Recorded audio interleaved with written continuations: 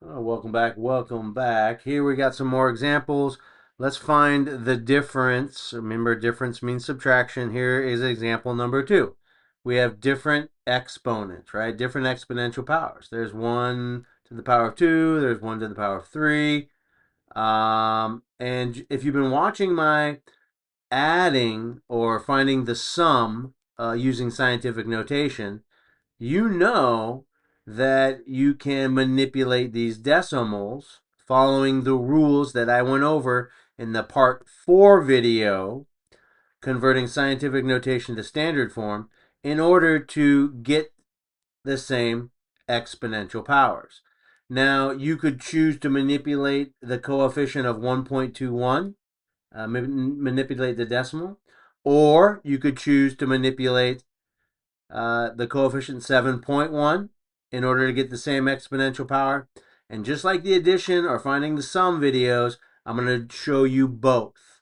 I'll show you how to manipulate the coefficient 1.21, and in another video, example 3, I believe, I will show you how to manipulate 7.1. So let's just do that right now.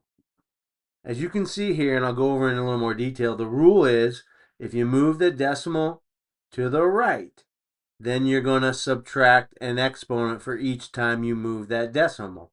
I have a value of 3 in this exponential power. I have a value of 2 in this exponential power. If I move the decimal with this coefficient 1 time to the right, then I would subtract 1 from the 3, giving me 2. Having the same exponent, then I could subtract these values. Let me show you that now. Okay, so I'm going to take the coefficient 1.21. I'm going to move the decimal 1 place to the right, which allows me to subtract 1 exponential value from 3, giving me the power of 2 exponential power. Now my exponents would be the same with the same base. Then I can stack and subtract. So I took that decimal, moved it 1 time over. I have a new coefficient of 12.1 times 10 to the second power. I can now subtract 7.1 from the coefficient of 12.1.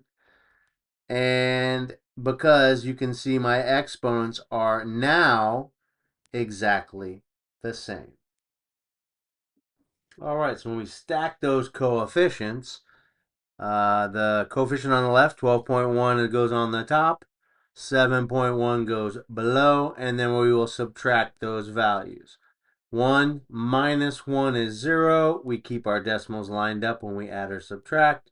And then 12, take away 7, is 5. So our answer is going to be 5 times 10 to the second power. Or take a look here, 5.0. That 0 is just a placeholder, and you're showing your decimal. That's the only difference between these two values. They are exactly the same answer, and both of them would absolutely be correct on any assessment or any exam. The one question you need to ask yourself is this coefficient 5.0 or 5, is that a number between 1.0 and 9.99? Yes, it is. It fits that rule for scientific notation. This is your correct answer.